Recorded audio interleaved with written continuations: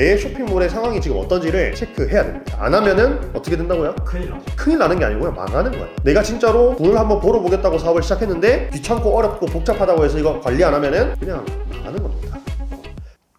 피디님, 쇼핑몰 하는 분들 중에서 망하는 사람이 많게요? 아니면 성공하는 사람이 많게요? 아무래도 망하는 사람이 많지 않을까요? 그 왜 그런 줄 알아요, 혹시? 잘 모르겠어요. 그 싸가지 때문에 그래요. 싸가지가 없어서 성공을 못한 건가요? 그런 건 아닌데 이제 이겁니다. 망하는 사람들이 왜 망하는지 아는 게 되게 중요하거든요. 근데 딱 이 네 가지를 관리를 못해서 그래요. 그러니까 이 네 가지를 확인하면서 쇼핑몰 운영해 나가야 되는데 그거를 못하는 분들이 대부분 망하더라. 그러니까 이 망하는 이유만 잘 알아도 우리가 반대로 성공할 확률이 높아지겠죠. 그래서 이거를 오늘 좀 말씀을 드리려고 해요. 일단 첫 번째로 이제 정산 주기거든요. 쇼핑몰은 이 정산 주기 관리를 정말 잘해야 됩니다. 내가 오늘 하나 팔렸으면은 내 통장에 들어오는 주기, 그때까지 걸리는 시간, 이게 정산 주기인데 정산 주기가 긴 플랫폼들이 있어요. 그러니까 이 정산 주기는 관리한다고 되는 게 아니라 이 정산 주기가 짧은 플랫폼에서 우리가 좀 더 적극적으로 판매를 해야 관리를 할 수 있거든요. 그러니까 예를 들어서 쿠팡 같은 경우가 대표적으로 정산 주기가 어때요? 엄청 길어요. 그리고 이게 정산이 100% 다 되는 게 아니고 70% 됐다가 30% 됐다가 이렇게 쪼개서 또 주거든요. 그러니까 이런 데서는 하면은 사실 우리가 매출을 뭐 억대 매출 내더라도 돈을 실제로 엄청나게 벌기가 힘들다라는 겁니다. 그러면은 여기 말고 중간 단계가 어디냐? 버티컬 커머스가 있거든요. 버티컬 커머스라고 하면 뭐 지그재그나 하이버나 이런 데 있잖아요. 이런 데가 혹시 정산 주기 알고 계신가요? 15일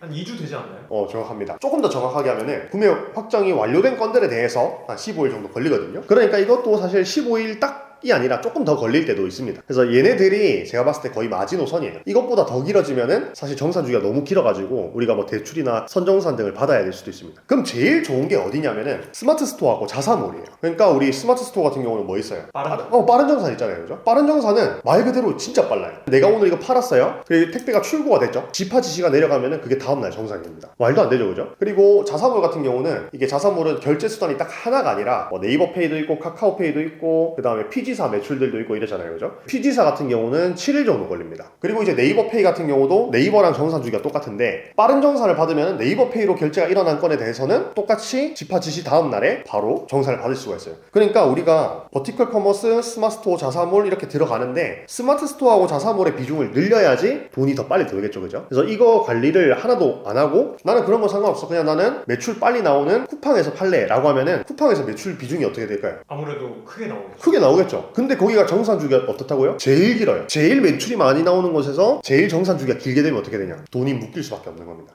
그러니까 이거 관리를 못하는 사람들이 처음에는 대출 끌어다가 쓰고 이렇게 돌려막기를 하는데 그게 한계가 있어요. 그러다가 이제 종소세 내는 달, 부가세 중간예납, 그때 이제 망하는 겁니다. 현금이 없어가지고. 그래서 그거 한번 말씀을 드리고, 두 번째가 뭐냐면 수수료예요. 수수료 아시나요, 혹시 이게? 어떤 개념인지? 판매할 때 받는 수수료 그런 거 아니에요? 플랫폼 수수료 같은 거? 맞아요. 그러니까 내가 10,000원짜리를 팔면은 10,000원의 매출액이 나한테 100% 정산되는 게 아니라 일정 퍼센테이지를 떼고 정산을 받아요. 그 수수료 퍼센테이지도 되게 중요하다는 거죠. 방금 쿠팡 얘기가 나와서 그런데 쿠팡은 한 10에서 12% 정도 됩니다. 그러니까 내가 10,000원짜리 하나 팔았어. 그러면은 8,800원에서 9,000원 정도가 내 통장에 들어옵니다. 수수료는 좀 양호하죠? 괜찮은 것 같은데요? 그래서 쿠팡 하시는 분들이 좀 많은 게 아닐까 하는 생각이 약간 들어요. 수수료가 상대적으로 좀 괜찮아 보이니까 사실 정산 주기가 긴데, 그죠? 네. 그리고 이제 버티컬 커머스 같은 경우는 좀 사악합니다. 하이버 같은 경우는 20%예요. 그러면은 10,000원짜리 하나 팔았을 때 내 통장에 들어오는 돈은 얼마죠? 8,000원. 8,000원. 근데 이게 10,000원일 때 8,000원이라서 좀 작아 보이지 1억이면은 8천만 원인데. 맞아요. 2천만 원 떼고 8천만 원 받는 거예요. 그만큼 수수료가 되게 큽니다. 그러니까 이것도 마찬가지예요. 버티컬 커머스에서 판매가 잘 된다고 마냥 좋아할 게 아니라 조절을 좀 해야 돼요. 이 버티컬 커머스에서 매출이 가장 많이 나오게 되면 수수료도 가장 많이 내기 때문에 사실은 나한테 남는 돈이 많지 않을 수 있다. 그래서 우리는 어떻게 해야 되냐? 스마트 스토어랑 자사몰을 같이 가져가야 돼요. 혹시 스마트 스토어 수수료 얼마인지 아시나요? 7% 아닌가요? 이제 수수료 비율이 좀 바뀌긴 하는데 그래도 한 7% 선이에요. 지금 이제 촬영한 날짜는 아직 바뀌기 전이니까 검색 연동으로 팔렸을 때는 5.74%, 그러니까 6% 정도입니다. 그리고 광고로 판매가 됐어요. 우리가 GFA나 쇼검이나 파워링크로 판매됐을 때는 3%예요. 그러니까 말도 안 되는 거죠. 그러니까 내가 만약에 10,000원짜리 팔았어. 그럼 얼마 떼고 내가 얼마 받는 거예요? 10,000원 팔았으면 300원 빼고 9,700원 받는 거예요. 어떤 데는 팔았을 때 9,700원 받고 어떤 데는 팔았을 때 8,000원 받으면 당연히 9,700원 받는 데서 많이 팔아야 우리가 돈을 더 많이 번다는 겁니다. 그러면 그럼에도 불구하고 수수료율이 사악한 버티컬 커머스로 가는 이유는 뭐예요? 그게 이제 버티컬 커머스가 마케팅을 대신 해주기 때문에 그래요. 스마트 스토어 같은 경우는 어렵다 하시는 이유가 뭐예요? 아무도 내 쇼핑몰을 알지 못하잖아요. 내가 광고를 못하면. 근데 버티컬 커머스는 좀 달라요. 내가 그냥 상품 등록만 해도 걔네들이 알아서 사람을 모아주고 알고리즘을 띄워주고 하기 때문에 이 초보자들도 접근하기가 쉬운 거예요. 사실 그 수수료 안에는 광고비라든지 마케팅비가 포함되어 있다라고 생각해 주시면 됩니다. 그런데 여기서 이제 자만하면 안 되죠. 내가 버티컬에서 1억 팔았어. 그럼 나 진짜 억대 매출 셀러니까 어때요? 자만할 수도 있잖아요. 그렇게 되면 안 된다는 거예요. 내가 내 진짜 실력을 키워야 되는데 그러려면은 스마트 스토어나 자사몰에서 판매를 잘해야 된다는 겁니다. 근데 초보 대표님들 중에서는 그런 거 좀 궁금해하시는 분들이 많아요. 스마트 스토어를 시작했는데 자사몰을 또 덥석 들어가기는 좀 무섭다. 대체 어느 정도 구간대가 돼야 내가 자사몰로 또 시작을 해야 되는 건지 이걸 궁금해하시는 분들이 많더라고요. 제가 이전에는 그 단계를 딱 정해드렸긴 했어요. 뭐 매출 얼마 되면은 자사몰 열어라 이렇게 말씀드렸는데 그 이유는 처음에 메타 광고로 효율 내기가 어렵기 때문에 그래요. 그런데 지금은 다 같이 그냥 가면 됩니다. 같이 공부하면서. 왜 그러냐면은 요즘은 돈 안 드는 마케팅이 너무 잘 돼 있잖아요. 대표적으로 우리 뭐 있습니까? 유튜브. 유튜브도 있고 그 다음에 쇼폼 있잖아요. 그죠?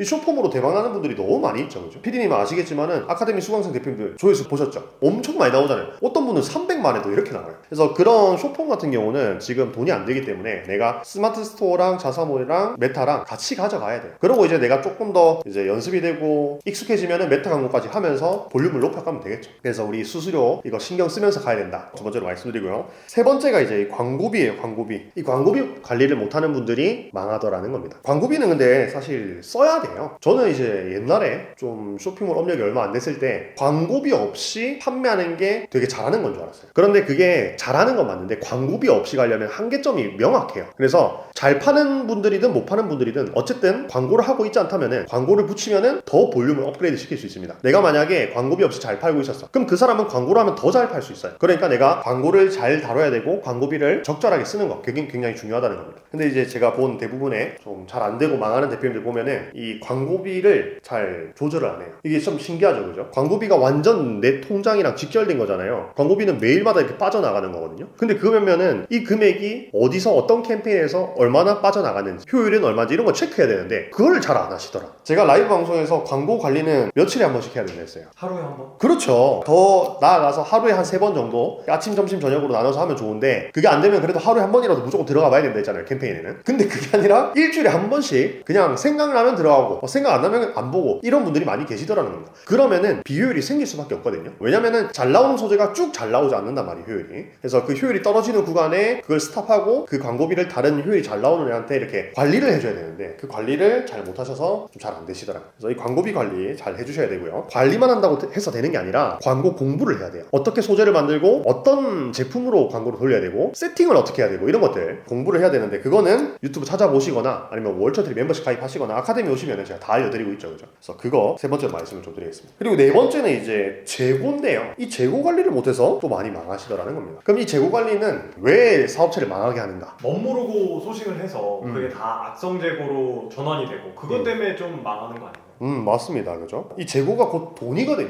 그죠? 돈의 형태가 재고로 바뀌어 있는 거예요. 근데 보세요. 돈의 형태가 그냥 내 통장 안에 있는 현금이면은 활용성이 좋죠? 그걸 광고비로 써도 되고 재투자해도 되고, 그죠? 근데 재고로 딱 있는 순간 어때요? 어려워지죠. 그냥 그거는 그 제품 그 자체예요. 그죠? 그게 만약에 근데 안 팔리는 거예요. 그럼 이제 망하는 거예요. 자, 그래서 재고의 무서움을 일단 좀 알고 계셔야 된다는 거고요. 재고가 악성 재고로 이제 쌓이는 분들을 보면은 특징이 그거예요. 데이터 없이 재고를 땡긴다는 거예요. 내가 이렇게 판매하다가 A라는 맨투맨이 잘 팔렸어. 조금 잘 팔린다고 해서 100장, 200장 사입해요. 어떤 분들이 특히 이러냐? 내가 자본금을 좀 가지고 시작했어. 그러면은 내 통장 안에 있는 이 자본금을 그냥 마음대로 써버려요. 그래서 내가 조금만 잘 들어와도 막 100장씩 사입하고, 그리고 신상 소싱할 때도 그냥 촬영용으로 한 장씩만 사면 되죠. 그럼 그거 막 5장, 10장씩 사버린다고. 실제로 이제 자본금을 좀 가지고 시작하면은 위험한 이유가 이런 것 때문입니다. 근데 이게 무서운 게 초반엔 티가 잘 안 나요. 근데 그게 1년, 2년 지나면서 악성 재고로 남아있고 그게 이제 현금을 갉아먹는 거거든요. 그러면서 이제 망하는 겁니다. 그래서 요거는 어떻게 관리를 하면 좋냐면 일단 공식을 적용하면서 사입을 해야 돼요. 제가 이제 특강 때 말씀드린 공식 있죠? 그래서 하루 평균 주문량 곱하기 리오더 기간 그리고 곱하기 1 또는 1.5 또는 2 주문 들어오는 이제 속도에 따라서 계산하면서 그 데이터에 맞게 딱딱딱 재고 관리를 해주시면은 원활하게 뺄 수 있고요. 또는 그렇게 했는데도 재고가 쌓였다 하면은 빨리 당근마켓으로 팔든가 아니면 플리마켓으로 팔든가 아니면은 우리 좀 더 쉽게 하는 거 있죠? 기부하면 이제 부가세를 그만큼 줄일 수 있거든요. 기부를 통해서 재고를 빨리 순환시켜 줘야 된다는 겁니다. 이 네 가지만 피해도 쇼핑몰을 안정적으로 운영할 수 있을 겁니다. 지금 제가 이렇게 드린 내용이 뭔가 뭔가 뭐 매출을 올리는데 굉장히 필요한 내용은 아니지만은 쇼핑몰 운영함에 있어서 되게 중요한 내용이거든요. 요거를 초반에 공부를 좀 잘 해주셔가지고 내가 만약에 정산주기가 너무 긴 플랫폼에서 매출이 많다면은 다른 플랫폼을 빨리 공부하셔야 되고요. 그 다음에 마찬가지로 수수료가 너무 높은 곳에서 매출이 몰려있다면은 다른 플랫폼 공부하셔가지고 또는 자사몰 공부하셔가지고 그걸 좀 분산시켜야 되고요. 광고비나 재고 같은 경우도 내 쇼핑몰의 상황이 지금 어떤지를 체크해야 됩니다. 안 하면은 어떻게 된다고요? 큰일 나죠. 큰일 나는 게 아니고요, 망하는 거예요. 내가 진짜로 돈을 한번 벌어보겠다고 사업을 시작했는데 귀찮고 어렵고 복잡하다고 해서 이거 관리 안 하면은 그냥 망하는 겁니다. 망하는 게 딴 게 아니에요, 그죠? 더 이상 지속할 수 없을 때 망하는 거거든요. 자, 그럼 오늘 이렇게 4가지에 대해서 말씀드려봤는데요. 이 4가지 한번 잘 체크해보시고 다음번에 좀 더 좋은 영상으로 찾아뵙도록 하겠습니다. 감사합니다.